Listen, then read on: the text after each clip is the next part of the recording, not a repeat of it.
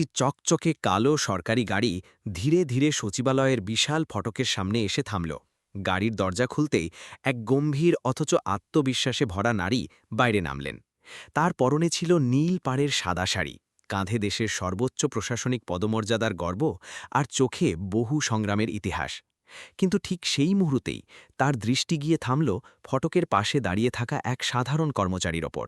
হাতে পুরনো ঝাড়ু, শরীরে মলিন খাকি পোশাক, অথচ মুখে এক অদ্ভুত প্রশান্তি। নারীটি আচমকা স্থির হয়ে গেলেন, কারণ সেই মানুষটি আর কেউ নয়, তাঁরই অতীত, তাঁরই হারিয়ে ফেলা ভালোবাসা। সেই মানুষ যাকে একদিন সে ব্যর্থ ভেবে নিজের জীবন থেকে দূরে সরিয়ে দিয়েছিল। অথচ আজ নিয়তি তাকে এমন এক জায়গায় এনে দাঁড় করিয়েছে যেখানে পদমর্যাদা ছোট হয়ে গেছে আর মানুষের মহত্ব আকাশ ছুঁলে ফেলেছে। মধ্যপ্রদেশের ভোপালের বিশাল প্রশাসনিক ভবনের প্রাঙ্গণে সকাল ঠিক ৮টা বাজছিল। হালকা হালকা রোদ গাছের পাতার ফাঁক দিয়ে মাটিতে পড়ছিল। সেখানে লোহার মূল ফটকের কাছে একজন লোক পূর্ণ একাগ্রতার সাথে দাঁড়িয়েছিল। অরিন্দম চৌবে। শরীরে দপ্তরের সাধারণ খাঁকি পোশাক, হাতে একটি পুরনো ঝাড়ু আর মুখে এক অলৌকিক প্রশান্তি, যা হয়তো বড় বড় সাধকেরও ভাগ্যে জোটে না। সে প্রশাসনিক ভবনের সেই বিশাল ফটক পরিষ্কারের কাজে এমনভাবে নিমগ্ন ছিল যেন কোনো পূজারী খুব সকালে নিজের মন্দিরের আঙিনা পরিষ্কার করছেন। তার কপাল থেকে ঝরে পড়া প্রতিটি ফোঁটায় তার সততার দীপ্তি ছিল। সে প্রতিদিন নিজের সকালের শুরুটা ঠিক এভাবেই করত, একদম শান্তভাবে, পূর্ণ নিষ্ঠার সাথে, এবং ঈশ্বর বা নিয়তির কাছে কোনো অভিযোগ না করে। একসময় এই খাকি পোশাক পরা মানুষটিরও আকাশ ছোঁয়ার স্বপ্ন ছিল। সে বিশ্ববিদ্যালয়ের বিজ্ঞানের একজন অত্যন্ত মেধাবী ছাত্র ছিল। বইয়ের প্রতি তার গভীর ভালোবাসা ছিল এবং সে একজন অধ্যাপক হয়ে জ্ঞানের আলো ছড়িয়ে দিতে চাইত। কিন্তু ভাগ্যের খেলা কত অদ্ভুত হয়। নিয়তি তাকে খুব অল্প বয়সেই জীবনের সবথেকে কঠিন সত্যের সামনে দাঁড় করিয়ে দিয়েছিল। বাবার হঠাৎ মৃত্যু হল, সংসারের পুরো দায়িত্ব, ছোট ভাইবোনদের পড়াশোনা আর ঋণের বোঝা তাকে বাধ্য করল নিজের স্বপ্নকে বিসর্জন দিতে। পরিস্থিতির চাপে সে আজ তাই হয়ে গেল যাকে সমাজের ভাষায় কেবল একজন দপ্তর সহকারী বলা হয়। কিন্তু অরিন্দম তার এই কাজকে কখনো ছোট মনে করেনি। সে প্রায় নিজের কাছের মানুষদের বলতো, কর্ম মন্দির পরিষ্কার করার হোক বা বড় কোনো দপ্তরে বসে সিদ্ধান্ত নেওয়ার, যদি তাকে ঈশ্বরের কাজ মনে করে সততার সাথে করা হয়, তবে দুই কাজ থেকেই একই রকম পবিত্র আলো বের হয়। তার এই অমূল্য কথাগুলো এখন শুধু তার নিজের আত্মার ভেতরেই প্রতিধ্বনিত হয়ে থেকে যেত, কারণ যে নারী তার মুখ থেকেই কথাটি প্রথম শুনেছিল, সে এখন তার জীবনের এই শূন্য উঠোন থেকে বহু দূরে চলে গিয়েছিল। স্নেহা, তার প্রাক্তন স্ত্রী। আজ থেকে প্রায় ১০ বছর আগে তাদের দুজনের বৈবাহিক সম্পর্কের সমাপ্তি হয়েছিল। সেদিন স্নেহার চোখে এক অদ্ভুত কঠোরতা ছিল, যখন সে অরিন্দমকে বলেছিল, অরিন্দম, তুমি মানুষ হিসাবে খুব ভালো, তোমার মনটা সত্যিই দেবতাদের মতো, কিন্তু শুধু ভালো মানুষ হলেই সংসার চলে না, আর ভবিষ্যতও গড়ে ওঠে না। আমার স্বপ্ন অনেক বড়, আমাকে অনেক উঁচুতে উঠতে হবে। সত্যি বলতে, তোমার এই ব্যর্থতা আর ছোট মানসিকতা এখন আমার পথের সবচেয়ে বড় বাধা হয়ে দাঁড়িয়েছে। সেদিন অরিন্দম কোনো রাগ দেখায়নি, আর কোনো অনুনয়ও করেনি। সে শুধু একটি দীর্ঘশ্বাস ফেলেছিল, নিজের চোখের জল আড়াল করে অত্যন্ত শান্ত স্বরে বলেছিল, ঠিক আছে স্নেহা, যদি আমার সাথে থাকলে তোমার স্বপ্নের আকাশ ম্লার হয়ে যায়, তবে আমি শপথ করে বলছি, আমি তোমার পথ থেকে চিরদিনের জন্য সরে যাব। আমার ছায়াও আর কখনো তোমার ভবিষ্যৎকে অন্ধকার করবে না। আর সে সত্যিই পিছিয়ে গিয়েছিল চিরদিনের জন্য। এখন সেই বিশাল প্রশাসনিক ভবনে নিজের জীবন অতিবাহিত করছিল। এটি সেই জায়গা যেখানে একসময় সে বড় কোনো পদের জন্য ইন্টারভিউ দিতে এসেছিল। কিন্তু ভাগ্যের পরিহাসে সে সেই চাকরিটি পায়নি। তার ভাগ্যে জুটেছিল অফিসারদের চা পৌঁছে দেওয়া, জলের বোতল ভরা, আর ভারী ফাইল এক টেবিল থেকে অন্য টেবিলে বহন করা। অরিন্দম এই জীবনকে ঈশ্বরের আশীর্বাদ মনে করে গ্রহণ করেছিল, কারণ এখন এই পৃথিবীতে কাউকে নিজের যোগ্যতা প্রমাণ করার প্রয়োজন ছিল না। তাকে শুধু নিজের জীবন রথ টেনে নিয়ে যেতে হতো আর নিজের কর্মের ঋণ শোধ করতে হতো। প্রশাসনিক ভবনের বড় ঘড়িতে যখন ৮টা ৫ বাজল, অরিন্দম নিজের ঝাড়ুটি সযত্নে দেওয়ালের পাশে রেখে মূল লোহার গেটটি খোলার জন্য এগিয়ে গেল। ঠিক সেই মুহূর্তে একটি ঝকঝকে নতুন সাদা রঙের ফরচুনার গাড়ি গেটের সামনে এসে থামল। গাড়ি থামতেই ইউনিফর্ম পরা ড্রাইভার দ্রুত নেমে পেছনের দরজা সম্মানের সাথে খুলে দিল। দৃশ্যটি যেন কোনো সিনেমার স্থির ফ্রেমের মতো হয়ে গেল। গাড়ি থেকে একজন নারী নামলেন। তার পরনে ছিল সাদা আর নীল পাড়ের অত্যন্ত সুন্দর শাড়ি, গলায় পরিচয়পত্রের ব্যাজ, আর হাতে একটি গুরুত্বপূর্ণ চামড়ার ফাইল ছিল। তার মুখে অপার আত্মবিশ্বাস আর চোখে দীর্ঘ সফরের হালকা ক্লান্তি স্পষ্ট ফুটে উঠছিল। দ্বার খুলতে থাকা অরিন্দম হঠাৎ লোহার গ্রিলের ওপরেই স্থির হয়ে গেল। তার নিঃশ্বাস যেন এক মুহূর্তের জন্য গলায় আটকে গেল। সে এই মুখটিকে লাখো মানুষের ভিড়েও চিনতে পারত। স্নেহা। 10 বছরের দীর্ঘ ব্যবধানের পরেও সেই একই মুখ, সেই একই দৃঢ় কণ্ঠস্বর আর সেই ললাটের তেজ। পার্থক্য শুধু এইটুকুই ছিল যে এখন সেই মুখের সাথে রাজ্যের এক বড় অফিসার, এক আইএএসের মর্যাদা যুক্ত হয়ে গিয়েছিল। স্নেহা ধীরে ধীরে মূল ফটকের কাছে পৌঁছল। হঠাৎ 1 সেকেন্ডেরও কম সময়ের জন্য তার নজর সামনে দাঁড়িয়ে থাকা সেই কর্মচারীর ওপর গিয়ে থামল। সেই চোখগুলো অরিন্দমকে দেখল এবং দেখা মাত্রই যেন তার পায়ের তলার মাটি সরে গেল। কিন্তু পরের মুহূর্তেই সে নিজের মুখের ভাব শক্ত করল এবং অন্যদিকে তাকিয়ে রইল। ড্রাইভার পেছন থেকে দৌড়ে এসে বলল, ম্যাডাম, এই নিন আপনার ল্যাপটপ ব্যাগ। অরিন্দম নিজের জায়গায় দাঁড়িয়ে অত্যন্ত বিনয়ের সাথে মাথা নত করল এবং বলল, সুপ্রভাত ম্যাডাম। এটি সেই একই কণ্ঠস্বর ছিল, ঠিক সেই পুরনো সুর, যাতে 10 বছর আগে সে প্রতি সকালে হেসে বলতো, সুপ্রভাত স্নেহা, আজকের দিনটা তোমার জন্য শুভ হোক। সেই চেনা কণ্ঠস্বর শুনতেই স্নেহার পা যেন জমে গেল, তার শরীরে এক শিহরণ বয়ে গেল। কিন্তু সে নিজেকে সামলে নিল। একটি দীর্ঘশ্বাস নিয়ে নিজের আবেগ চেপে ধরে কেবল একটি শব্দই বলল, সুপ্রভাত। তারপর এক মুহূর্ত সেখানে না থেমে দ্রুত পায়ে দপ্তরের ভেতরে চলে গেল। অরিন্দম নিজের জায়গায় দাঁড়িয়ে তার গাড়ি আর দূরে সরে যাওয়া অবয়বকে ততক্ষণ দেখতে থাকল যতক্ষণ না সে চোখের আড়ালে চলে গেল।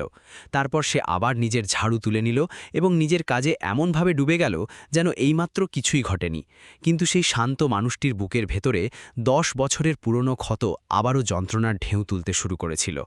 প্রশাসনিক ভবনের 2য় তলায় নিজের নতুন এবং বিলাসবহুল কক্ষে পৌঁছে স্নেহা চেয়ারে বসল। তখনই দপ্তরের সবচেয়ে প্রবীণ কর্মচারী সরস্বতী দেবী এসে হাসি মুখে বললেন, প্রণাম ম্যাডাম, এটি আপনার নতুন কক্ষ। আজ থেকে আপনি আমাদের এই গুরুত্বপূর্ণ বিভাগের নতুন প্রধান সচিব। ভগবান আপনাকে অনেক সম্মান আর সাফল্য দান করুন। স্নেহা হালকা আনুষ্ঠানিক হাসি দিয়ে মাথা নেড়ে তার শুভেচ্ছা গ্রহণ করল। কিন্তু যখন সে অজান্তেই নিজের কক্ষের বড় কাচের জানলা দিয়ে নিচের প্রাঙ্গণের দিকে তাকাল, তার চোখ আবারও সেই খাকি পোশাক পরা মানুষটির ওপর গিয়ে থামল। অরিন্দম তখন রোদে দাঁড়িয়ে দপ্তরে আসা অফিসারদের গাড়ির জন্য জায়গা করে দিচ্ছিল এবং তাদের চালকদের দিশা দেখাচ্ছিল। সে নিজের পুরনো এবং ভদ্র অভ্যাস অনুযায়ী প্রত্যেকের পথ সহজ করে দিচ্ছিল। এটি দেখে স্নেহা দ্রুত চোখ ফিরিয়ে নিল এবং জানলার পাশ থেকে সরে গেল।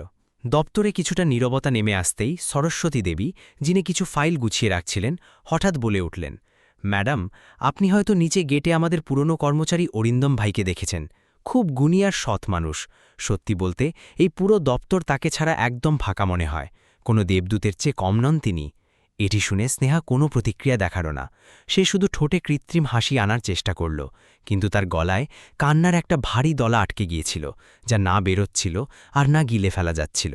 সরস্বতী দেবী নিজের মনেই বলতে লাগলেন, ম্যাডাম, একদিন সময় করে না ম্যাডাম, অরিন্দম ভাইয়ের জীবন কাহিনী শুনবেন। বুঝতে পারবেন এই যুগেও মানবতা কিভাবে বেঁচে আছে। এটি শুনে স্নেহা দ্রুত নিজের মাথা ফাইলের পেছনে লুকিয়ে ফেলল। তার ভয় হচ্ছিল পাছে সরস্বতী দেবী দেখে ফেলেন যে রাজ্যের এত বড় অফিসারের চোখের কোণ ভিজে উঠেছে।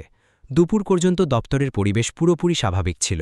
সবাই নিজের নিজের কাজে ব্যস্ত ছিল, কিন্তু স্নেহার বুকের ভেতরে এক বহু পুরনো সম্পর্ক আবার নতুন করে জেগে উঠছিল। সে দপ্তরের প্রতিটি কোণে, প্রতিটি করিডোরে অরিন্দমের উপস্থিতি অনুভব করছিল। কখনো তাকে অফিসারদের টেবিলে ভদ্রভাবে চায়ের কাপ রাখতে দেখছিল, কখনো লম্বা করিডোরে ভারী ফাইল হাতে ঘামে ভেজা অবস্থায় হাঁটতে দেখছিল, কখনো আবার প্রচণ্ড রোদে পার্কিং এলাকায় গাড়ি দাঁড় করাতে দেখছিল। 10 বছরের দীর্ঘ সময় পার হয়ে গিয়েছিল। শহর বদলে গিয়েছিল, মানুষ বদলে গিয়েছিল, কিন্তু অরিন্দমের ভেতরে আজও সেই পুরনো স্থিরতা, সেই সাধুর মতো সরলতা আর সেই নির্ভেজাল ভালোবাসা বেঁচেছিল। সন্ধ্যা নামল আর দপ্তরে ছুটির সময় হয়ে গেল। সূর্য পশ্চিম আকাশে ঢলে পড়ছিল।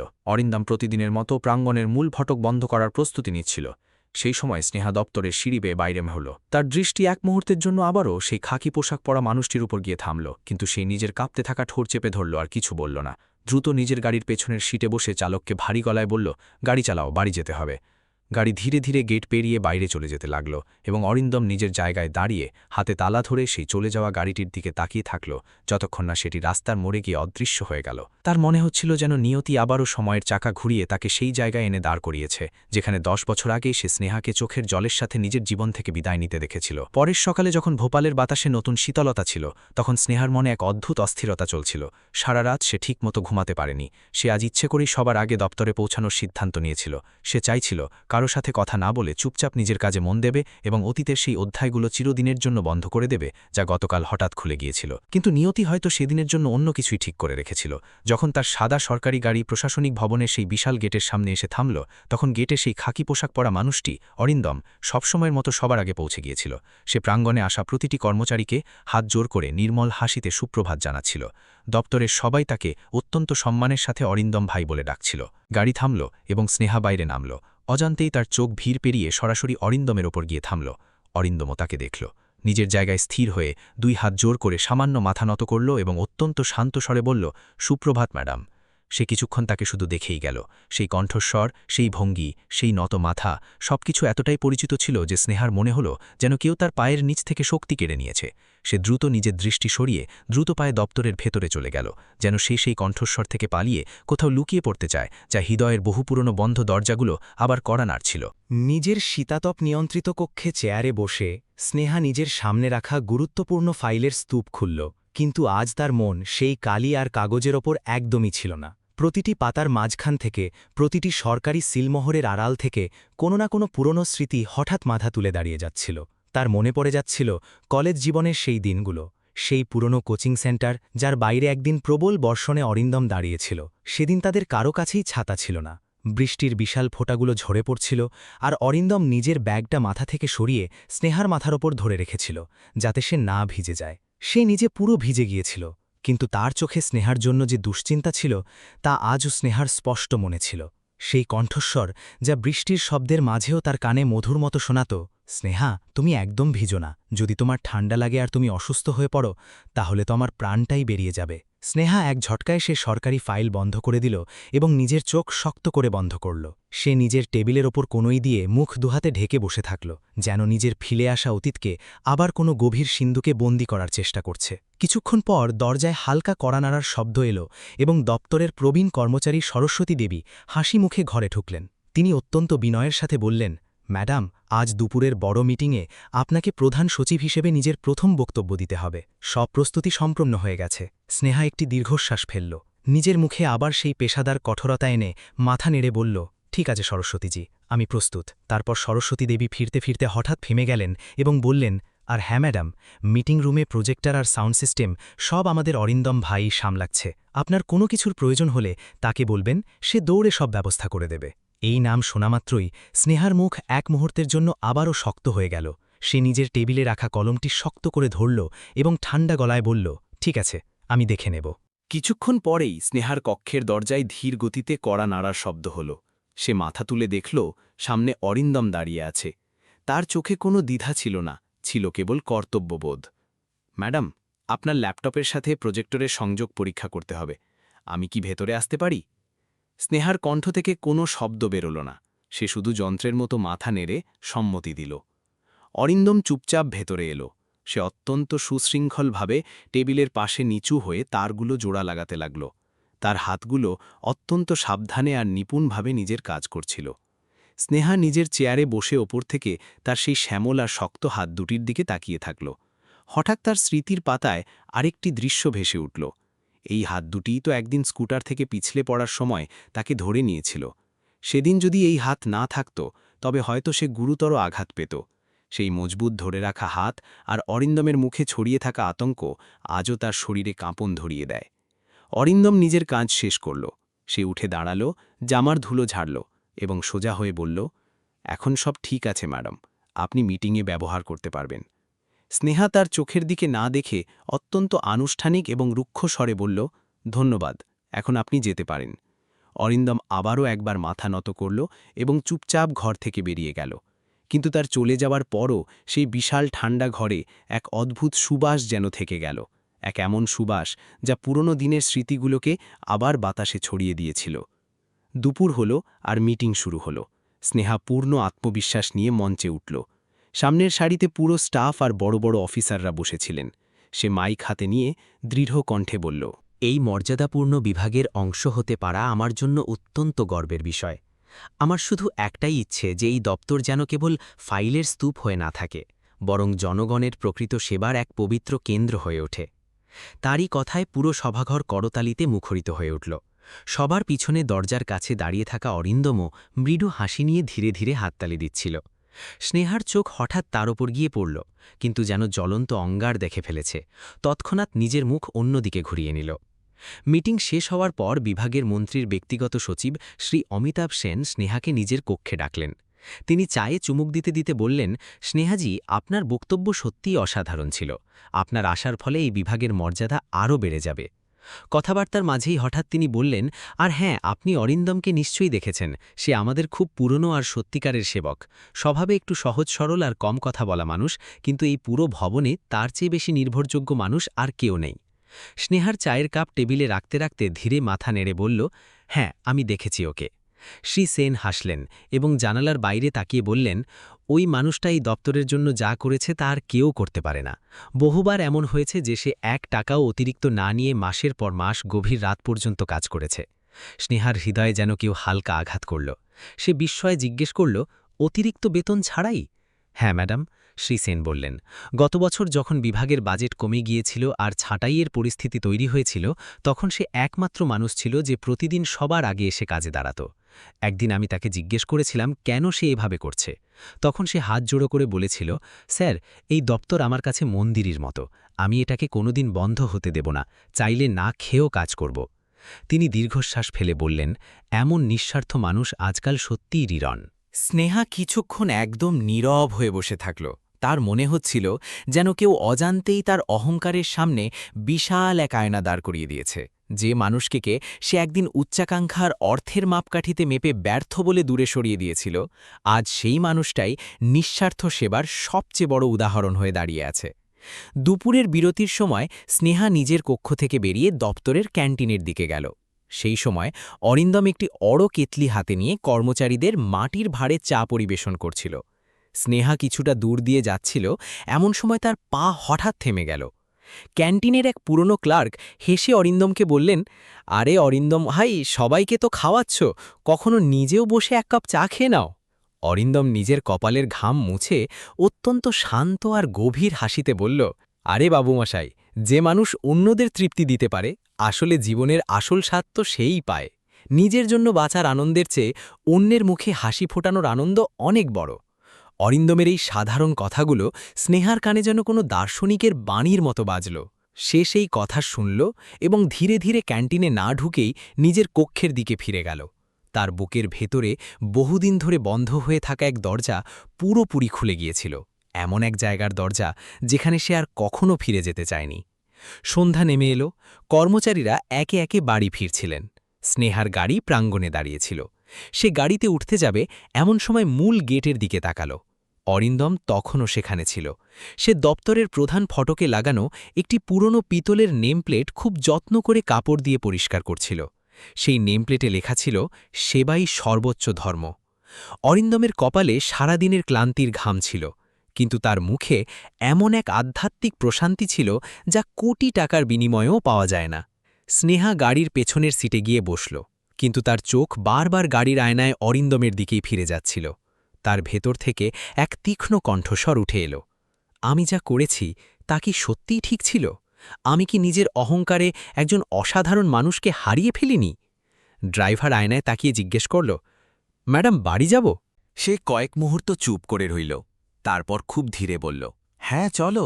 কিন্তু গাড়ি যখন প্রাঙ্গণ ছেড়ে বাইরে বের হয়ে গেল, স্নেহার চোখ ভিজে উঠল।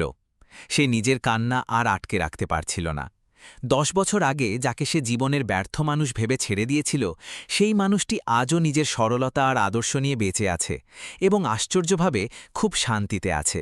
পরের দিন যখন স্নেহা নিজের কক্ষে পৌঁছল, তখন সে নিজের মনকে শক্ত করার চেষ্টা করল। সে চেয়ারে বসতেই দরজা খুলে অরিন্দম ফাইলের একটি বড় বান্ডিল হাতে নিয়ে ভেতরে এলো। সে ফাইলগুলো অত্যন্ত সুশৃঙ্খলভাবে টেবিলের একপাশে রেখে বিনয়ের সাথে বলল, ম্যাডাম, এগুলো নতুন নিয়োগের কাগজপত্র, এতে আপনার স্বাক্ষর লাগবে। ঠিক আছে, রেখে দিন। চোখ না তুলেই রুক্ষস্বরে বলল। অরিন্দম নিজের কাজ শেষ করে ফিরে যাওয়ার জন্য ঘুরল। ঠিক তখনই স্নেহার ঠোঁট থেকে খুব ধীর, প্রায় কাঁপতে থাকা একটি শব্দ বের হল। অরিন্দম। অরিন্দমের পাশ এখানেই থেমে গেল। 10 বছর পর এই দফতরের দেওয়ালের মাঝে সে স্নেহার মুখ থেকে নিজের নাম শুনল। সে ধীরে ধীরে ফিরে দাঁড়াল। স্নেহা আবার চোখ তুলে তাকাল। তার চোখে অনুশোচনার এমন এক সমুদ্র ছিল যা হয়তো আরও বহু বছর কাঁদলেও শুকোবে না। সে কাঁপতে থাকা ঠোঁটে কিছু বলতে চাইল, কিন্তু তার আগেই অরিন্দম সেই চিরচেনা শান্ত হাসি হেসে 2 হাত জোর করে শুধু বলল, কিছু বলতে হবে না ম্যাডাম, স্যারের জন্য চা পাঠিয়ে দিয়েছি। আর আপনার কক্ষও পরিষ্কার করা হয়েছে। আপনি নিশ্চিন্তে নিজের কাজ করুন। আপনার ভবিষ্যৎ এই আকাশের মতো আরও উঁচু হোক, এই কামনাই করি। এই কথা বলে অরিন্দম শান্ত পায়ে ঘর থেকে বেরিয়ে গেল। স্নেহা একা সেই বিশাল কক্ষে বসে নিজের হাতে ধরা কলমটির দিকে তাকিয়ে থাকল, যে কলমের এক স্বাক্ষরে মানুষের ভাগ্য বদলে যায়। কিন্তু আজ তার মনে হল, ওই সাধারণ কর্মচারীর ঝাড়ু আর 1 কাপ চায়ের ভেতরে জীবনের যে সত্য লুকিয়ে আছে, তা তার এই আইএএসে পদমর্যাদার ফাইলের কোথাও নেই। আজ অরিন্দম হেরে গিয়েও জিতে গেছে, আর স্নেহা জিতেও যেন সারা জীবনের জন্য হেরে গেছে। তার চোখে এক অদ্ভুত যন্ত্রণা ছিল। অনেক সাহস জোগাড় করে সে ধীরে জিজ্ঞেস করল, তুমি ভালো আছো তো অরিন্দম? অরিন্দম স্নেহার ভেজা চোখের দিকে তাকালো। তার মুখে কোনো অভিযোগ ছিল না, কোনো দুঃখও ছিল না। সে অত্যন্ত শান্ত হাসিতে বলল, হ্যাঁ, আমি খুব ভালো আছি। এখন সবকিছু ঠিক আছে, আমার জীবনও, আমিও। এইটুকু বলেই সে ঘুরে ধীরে ধীরে কক্ষে বাইরে চলে গেল। স্নেহা কিছুই বলতে পারল না। তার কণ্ঠস্বর গলার ভেতরেই আটকে রইল। সে শুধু সেই ধীরে বন্ধ হয়ে যাওয়া দরজার দিকে তাকিয়ে থাকল। তার মনে হচ্ছিল যেন 10 বছর পর আবারও সেই একই প্রশ্ন ভিড়ে এসেছে, যার উত্তর আজও তার কাছে নেই। সেই রাতে স্নেহা নিজের বিলাসবহুল ফ্ল্যাটের বারান্দায় একটি চেয়ারে অনেকক্ষণ নিশ্চুপ হয়ে বসে থাকল। সামনে ভোপাল শহরের ঝলমলে আলো ছড়িয়েছিল। দূর থেকে গাড়ির শব্দ ভেসে আসছিল, কিন্তু সেই জৌলুসের মাঝেও স্নেহার ভেতরে এক গভীর অন্ধকার জমেছিল। তার হাতে ধরা কফির কাপের কফি অনেক আগেই ঠান্ডা হয়ে গিয়েছিল, কিন্তু তার বুকের ভেতরে এক অদ্ভুত দহন জ্বলছিল। বারবার তার মনে পড়ছিল অরিন্দমের সেই কথাগুলো, তার সেই সরলতা আর কোনো অভিযোগ ছাড়াই মুখে রাখা হাসি। আমার জীবনও, আমিও ভালো আছি। এই কথাগুলো রাতের নিস্তব্ধতায় বারবার তার কানে ধাক্কা মারছিল। সে কখনো ভাবেনি যে একজন সাধারণ কর্মচারীর এত সহজ একটি উত্তর একজন শিক্ষিত আর ক্ষমতাবান আইএএস অফিসারের আত্মায় এত গভীর দাগ কেটে যেতে পারে। সে কি সত্যি জীবনের এই দৌড়ে জিতেও হেরে গেছে? আর যে মানুষটিকে সে ব্যর্থ ভেবেছিল, আসলে কি সেই প্রকৃত বিজয়ী? পরের দিন যখন ভোপালের সেই বিশাল প্রশাসনিক ভবনে ভোরের আলো পড়ল, তখন পুরো প্রাঙ্গণে এক অন্যরকম ব্যস্ততা ছিল। সামনে স্বাধীনতা দিবসের অনুষ্ঠান। পুরো দপ্তর যেন উৎসবের প্রস্তুতিতে মেতে উঠেছিল। কর্মচারীরা মহড়ায় ব্যস্ত ছিল। রঙিন আলো দিয়ে পুরো ভবন সাজানো হচ্ছিল। স্নেহা তখন প্রথম তলার একটি বড় শীতাতপ নিয়ন্ত্রিত মিটিং রুমে বসেছিল, যেখান থেকে নিচের পুরো প্রাঙ্গণ দেখা যাচ্ছিল। তার সামনে অনেক গুরুত্বপূর্ণ ফাইল খোলা ছিল, কিন্তু তার মন বারবার জানালার বাইরে চলে যাচ্ছিল। নিচে প্রচণ্ড রোদে অরিন্দম মূল মঞ্চের তার আর সাউন্ড সিস্টেম পরীক্ষা করছিল। তার গলায় একটি সুতির গামছা ছিল, যেটা দিয়ে সে বারবার নিজের কপালের ঘাম মুছে আবার কাজে লেগে যাচ্ছিল। সেখানে দিয়ে যাওয়া প্রতিটি কর্মচারী তাকে হাসি মুখে ডাকছিল, অরিন্দম ভাই, এই তারটাও একটু দেখে দিন না। আর সে ঠিক একই সহজতার মিষ্টি হাসিতে সবার সাহায্য করছিল। স্নেহা আজ প্রথমবার নিজের প্রাক্তন স্বামীকে এত মন দিয়ে দেখছিল, যাকে সে একদিন নিজের উচ্চাকাঙ্ক্ষার দৌড়ে ব্যর্থ আর গিয়েও ভেবে দূরে সরিয়ে দিয়েছিল। সেই মানুষটা আজও নিজের কাজ আর জীবনের প্রতি একই সম্মান আর আত্মমর্যাদা ধরে রেখেছে। স্নেহার বুকের ভেতরে কষ্ট জমতে লাগল। সে নিজেকে বারবার প্রশ্ন করছিল, সেদিন কি সত্যি অরিন্দম ভুল ছিল, নাকি শুধু আমার অহংকারই আমাকে অন্ধ করে দিয়েছিল? বড় পদ আর অর্থ কি আমাকে এতটুকুও শেখাতে পারেনি যে একজন সত্যিকারের মানুষের মূল্য কি? সন্ধ্যা নামার সাথে সাথে প্রশাসনিক ভবনের বিশাল প্রাঙ্গণ তেরঙ্গা আলোর সাজে ঝলমল করে উঠল। মূল ফটকের বাইরে গাড়ির দীর্ঘ লাইন দাঁড়িয়ে গেল। মঞ্চের সামনে রাখা শত শত চেয়ার অতিথি আর কর্মচারীতে পূর্ণ হয়ে উঠল। জাতীয় সঙ্গীতের পবিত্র সুরের সাথে অনুষ্ঠানের সূচনা হল। মঞ্চের ঠিক পেছনে অরিন্দম অবিরাম নিজের দায়িত্ব পালন করে যাচ্ছিল। কখনো সে বিদ্যুতের তার পরীক্ষা করছিল, কখনো মঞ্চে উঠতে ভয় পাওয়া ছোট কর্মচারী আর বাচ্চাদের সাহস দিচ্ছিল। ভয় পেও না ভাই, সাহস নিয়ে যাও, সব খুব ভালো হবে। স্নেহার সামনের সারিতে প্রধান অতিথির আসনে বসে সবকিছু গভীর নীরবতায় দেখছিল। সামনে দেশাত্মবোধক অনুষ্ঠান চলছিল, কিন্তু তার চোখ বারবার সেই খাকি পোশাক পরা মানুষটিকেই খুঁজছিল। রাত প্রায় ৮টা বাজে। মঞ্চে শেষ এবং সবচেয়ে বড় সাংস্কৃতিক অনুষ্ঠান চলছিল, আমার ভারত মহান। চারদিকে বিশাল তিরঙ্গা পর্দা আর রঙিন আলো ঝুলছিল। সবকিছু খুব সুন্দরভাবেই চলছিল। হঠাৎ মঞ্চের পেছন থেকে প্রচণ্ড বিস্ফোরণের মতো একটা শব্দ এলো। প্রথমে সবাই ভাবল হয়তো সাউন্ড সিস্টেমের কোনো সমস্যা, কিন্তু পরের মুহূর্তেই মঞ্চের পেছন থেকে কালো ধোঁয়ার বিশাল কুণ্ডলী উঠতে শুরু করল। আগুন, আগুন লেগেছে! হঠাৎ ভিড়ের মধ্যে কেউ চিৎকার করে উঠল। মুহূর্তের মধ্যে শান্ত অনুষ্ঠানস্থলে ভয়াবহ হুড়োহুড়ি শুরু হয়ে গেল। মানুষ চেয়ার ছেড়ে দৌড়াতে লাগল। আসলে মঞ্চের পেছনের মূল বৈদ্যুতিক লাইনে ভয়ানক শর্ট সার্কিট হয়েছিল, আর সেই আগুন মুহূর্তেই সুতির পর্দাগুলোকে গ্রাস করে নেয়। আগুন দ্রুত চারদিকে ছড়িয়ে পড়ছিল। স্নেহাও ভয় পেয়ে গেল। সে চেয়ার থেকে উঠে মানুষকে নিরাপদা বের করে দিতে মঞ্চের দিকে দৌড়াল। সবাই শান্ত থাকুন, দ্রুত বাইরে যান, সে উচ্চস্বরে চিৎকার করছিল। বেশিরভাগ মানুষ বেরিয়ে যেতে সক্ষম হল, কিন্তু দপ্তরের ৩জন ছোট কর্মচারী আর স্নেহা নিজে মঞ্চের পেছনের একটি ছোট ঘরের কাছে আটকে গেল, কারণ বের হওয়ার মূল রাস্তা আগুন আর ধোঁয়ায় পুরোপুরি বন্ধ হয়ে গিয়েছিল। আটকে পড়া লোকগুলো আতঙ্কে চিৎকার করতে লাগল, ম্যাডাম, আমাদের বাঁচান, আমরা পুড়ে যাব। স্নেহা নিজের শাড়ির আঁচল দিয়ে মুখ ঢেকে প্রাণপণে পেছনের লোহার দরজা খুলতে চেষ্টা করল, কিন্তু দরজাটা পুরনো মোর্চে পড়ে আটকে গিয়েছিল। ধোঁয়া দ্রুত ঘর ভরতে লাগল, শ্বাস নেওয়া কঠিন হয়ে পড়ছিল। বাইরে সবাই দিশেহারা হয়ে চিৎকার করছিল। ঠিক তখনই কেউ চেঁচিয়ে বলল, ভেতরে প্রধান সচিব ম্যাডাম আটকে আছেন। এই কথা শোনামাত্র অরিন্দম পাগলের মতো দৌড়ে এলো। সরস্বতী দেবী কাঁদতে কাঁদতে তার হাত চেপে ধরলেন। অরিন্দম ভাই, ভেতরে যেও না, আগুন অনেক ছড়িয়ে গেছে, তুমি বাঁচবে না বাবা। কিন্তু অরিন্দম এক ঝটকায় নিজের হাত ছাড়িয়ে নিল। সে কোনো কথা না বলে নিজের গামছা পানিতে ভিজিয়ে মুখে শক্ত করে বাঁধল এবং নিজের প্রাণের পরোয়া না করে আগুন আর ধোঁয়ার ভেতরে ঢুকে গেল। ভেতরের দৃশ্য ছিল ভয়াবহ। ধোঁয়া এতটাই ঘন হয়ে গিয়েছিল যে হাত বাড়িয়ে হাত দেখা যাচ্ছিল না। আগুনের শিখা এখন দেয়াল পর্যন্ত গিলে নিতে শুরু করেছে। অরিন্দম কাশতে কাশতে জোরে চিৎকার করল, স্নেহাজি, আপনারা কোথায়? স্নেহা, যে ধোঁয়ার কারণে প্রায় মেঝেতে লুটিয়ে পড়েছিল, সে কাঁপতে থাকা ক্ষীণ কণ্ঠে বলল, অরিন্দম, আমরা এখানে, পিছনের দরজার কাছে। সে নিজে প্রায় অজ্ঞান হয়ে যাচ্ছিল, কিন্তু তবুও নিজের পেছনে সেই ৩জন কর্মচারীকে আড়াল করে রেখেছিল। অরিন্দম আগুনের শিখা পেরিয়ে তাদের কাছে পৌঁছে গেল। এক মুহূর্ত সময় নষ্ট না করে সে একজন কর্মচারীকে নিজের কাঁধে তুলে নিল এবং আগুনের মাঝখান থেকে বাইরে নিয়ে গেল। তারপর আবার দৌড়ে ভেতরে ঢুকল। এবার আগুন আরও ভয়ঙ্কর হয়ে উঠেছিল। ধোঁয়ায় পুরো জায়গা অন্ধকার হয়ে গিয়েছিল, কিন্তু অরিন্দম দ্বিতীয় কর্মচারীকেও টেনে বাইরে নিয়ে এলো। তারপর তৃতীয়বার নিজের জীবনের ঝুঁকি নিয়ে আবার ভেতরে ঢুকে শেষ কর্মচারীটিকে উদ্ধার করল। এখন সেই জ্বলন্ত ঘরের ভেতরে শুধু স্নেহাই বাকি ছিল। ধোঁয়ার কারণে তার ফুসফুস যেন কাজ করা বন্ধ করে দিয়েছিল। শ্বাস আটকে আসছিল, সে মেঝেতে নিস্তেজ হয়ে পড়েছিল। অরিন্দম চতুর্থবার আবার আগুনের ভেতরে ঢুকল। একটি জ্বলন্ত কাঠ তার কাঁধের ওপর এসে পড়ল, কিন্তু সে কোনো পরোয়া করল না। সে মেঝেতে পড়ে থাকা স্নেহার হাত শক্ত করে ধরল। হ্যাঁ, এই সেই হাত যেটা সে 10 বছর আগে নিজের ইচ্ছায় ছেড়ে দিয়েছিল। সে স্নেহার মুখের কাছে ঝুঁকে খুব ভারী কণ্ঠে বলল, ভয় পেও না স্নেহা, আমি আছি, তোমার কিচ্ছু হবে না। স্নেহা আধখোলা চোখে তাকে দেখল আর কাঁদতে কাঁদতে তার হাত 2 হাতে শক্ত করে চেপে ধরল। সেই মুহূর্তে যেন জ্বলন্ত আগুনের মাঝেও সময় থেমে গেল। অরিন্দম তাকে নিজের শক্ত বাহুতে তুলে নিল এবং আগুনের বিশাল শিখা ভেদ করে বাইরের দিকে দৌড়াতে লাগল।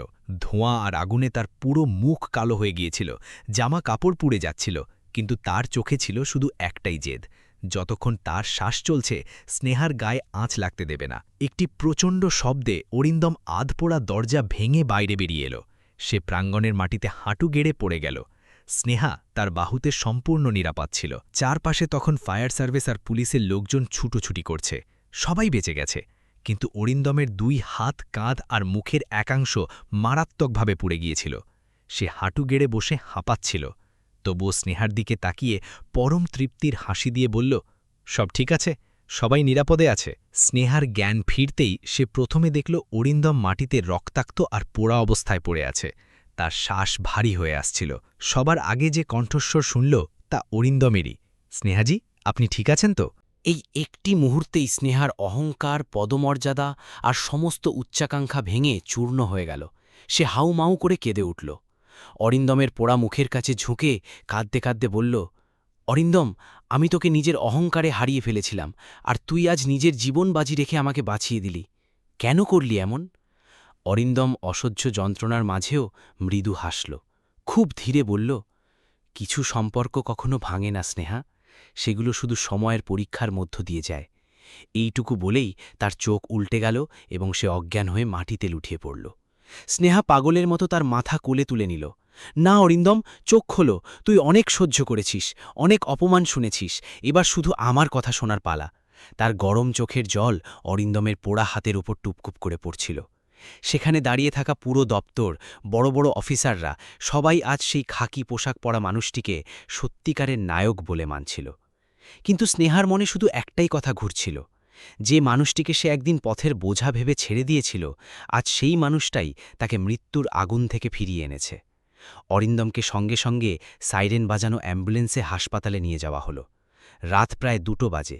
স্নেহা হাসপাতালের ঠান্ডা করিডোরে মেঝেতে বসেছিল। তার শাড়িতে তখনও আগুনের কালি লেগেছিল, হাত কাঁপছিল, চোখ কান্নায় ফুলে গিয়েছিল, কিন্তু তার দৃষ্টি শুধু একটি দরজার দিকে স্থির ছিল। আইসিইউ, কক্ষ নম্বর 3। ভেতরে অরিন্দম মৃত্যুর সাথে লড়াই করছিল। তার মুখ আর হাতে ব্যান্ডেজ বাঁধা ছিল। অক্সিজেন মেশিন তার ভাঙা শ্বাসগুলো ধরে রাখার চেষ্টা করছিল। ভোরের দিকে ডাক্তার বাইরে এলেন। তিনি দীর্ঘশ্বাস ফেলে বললেন, ঈশ্বরের কৃপা ম্যাডাম, এখন আর প্রাণের ঝুঁকি নেই। উনি বিপদমুক্ত। পোড়া ক্ষত গভীর ছিল, কিন্তু বাঁচার ইচ্ছাশক্তি খুব প্রবল। এটি শোনামাত্র স্নেহা দেয়ালে মাথা ঠেকিয়ে চোখ বন্ধ করে ফেলল, যেন ঈশ্বর তার জীবনের সবচেয়ে বড় ভুলটাকে সংশোধনের আরেকটি সুযোগ দিয়েছেন। পরের সকালে যখন অরিন্দমের ধীরে ধীরে জ্ঞান ফিরল, তখন সে হাসপাতালের সাদা ছাদ আর মেশিনের শব্দ শুনতে পেল। সে ভারী চোখে পাশের দিকে তাকাতেই দেখল একটি সাধারণ চেয়ারে স্নেহা বসে আছে। তার চুল এলোমেলো, মুখ ক্লান্তিতে ফ্যাকাশে, কিন্তু আজ তার চোখে এক গভীর প্রশান্তি ছিল, যে প্রশান্তি কেবল সত্যিকারের অনুতাপের পরেই মানুষ অনুভব করে। অরিন্দম অক্সিজেন মাস্কের ভেতর থেকেই খুব দুর্বল কণ্ঠে বলল, আপনি সারা রাত এখানেই ছিলেন? স্নেহা চেয়ারটা আরও কাছে টেনে আনল। সে অরিন্দমের ব্যান্ডেজ বাঁধা হাতটা নিজের হাতে তুলে নিল এবং ভারী গলায় বলল, হ্যাঁ, আর আমি অন্য কোথায় যেতাম বলো? আমার মন্দির, আমার প্রার্থনার জায়গা তো এখন এখানেই। কিছুক্ষণ পুরো ঘরের শুধু মেশিনের বিপিং শব্দ শোনা যাচ্ছিল। দুজনের মাঝখানে এক পবিত্র নীরবতা ছড়িয়েছিল। তারপর স্নেহা ভাঙা গলায় বলল, অরিন্দম, আমি জীবনে সম্মান পেয়েছি, অর্থ পেয়েছি, বড় পদ পেয়েছি, কিন্তু সত্যি বলতে সবকিছু পেয়ে আমি আসলে সব হারিয়ে ফেলেছিলাম। গতরাতের আগুন আমাকে বুঝিয়ে দিয়েছে, মানুষের আসল হার অন্য কেউ দেয় না, নিজের অহংকারই তাকে হারিয়ে দেয়। আমি তোমাকে দুর্বল ভেবেছিলাম, অথচ দুর্বল আমি নিজেই ছিলাম। অরিন্দমের শুকনো ঝোঁটে আবার সেই শান্ত হাসি ফুটে উঠল। সে ধীরে বলল, হার জিত নিয়ে আর ভেব না স্নেহা। জীবন একটা বিদ্যালয়, এখানে সবাই কিছু না কিছু শিখতে আসে। এক সময় নিয়তি আমাকে তোমার থেকে দূরে সরিয়ে দিয়েছিল যাতে তুমি নিজের স্বপ্ন পূরণ করতে পারো, আর আজ সেই নিয়তি আবার আমাকে তোমার সামনে এনে দাঁড় করিয়েছে। স্নেহার চোখ বেয়ে জল গড়িয়ে পড়ল অরিন্দমের হাতের ওপর। ইস অরিন্দম, যদি সময়টা আবার ফিরে আসত, তাহলে আমি তোমার সাথে করা প্রতিটা অন্যায় মুছে দিতাম। অরিন্দম ধীরে মাথা নাড়ল। না স্নেহা, ঈশ্বর যা করেন ভেবেই করেন। যদি তুমি সেদিন চলে না যেতে, তাহলে হয়তো আমি নিজের আত্মাকে চিনতেই পারতাম না, হয়তো শুধু চাকরি করেই জীবন কাটিয়ে দিতাম। কিন্তু আজ আমি নিজের কাজের মধ্যেই ঈশ্বরকে দেখতে শিখেছি। সময় ধীরে ধীরে নিজের পথে এগিয়ে চলল। অরিন্দমের ক্ষত শুকোতে শুরু করল। কয়েক সপ্তাহ পর সে পুরোপুরি সুস্থ হয়ে আবার সচিবালয়ে ফিরল। সেদিন পুরো দপ্তর সাজানো হয়েছিল তাকে স্বাগত জানানোর জন্য। মূল প্রাঙ্গণে বড় সম্মাননা অনুষ্ঠানের আয়োজন করা হলো। রাজ্যের মুখ্যমন্ত্রী নিজে এসে অরিন্দমকে রাজ্য সেবাবীর সম্মানে ভূষিত করলেন। চারদিক হাততালিতে মুখরিত হয়ে উঠল। কর্মচারীরা তার উপর ফুলের পাপড়ি ছড়িয়ে দিল। মঞ্চের একপাশে দাঁড়িয়ে স্নেহার সব দেখছিল। আজ তার চোখে কোনো অহংকার ছিল না, সেখানে ছিল একজন স্ত্রীর গর্ব, যে নিজের স্বামীর মহত্বকে নতুন করে চিনেছে।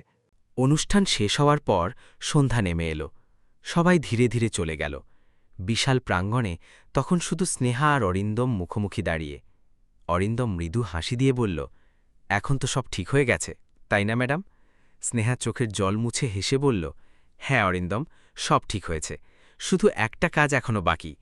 অরিন্দম অবাক হয়ে জিজ্ঞেস করল, কি কাজ?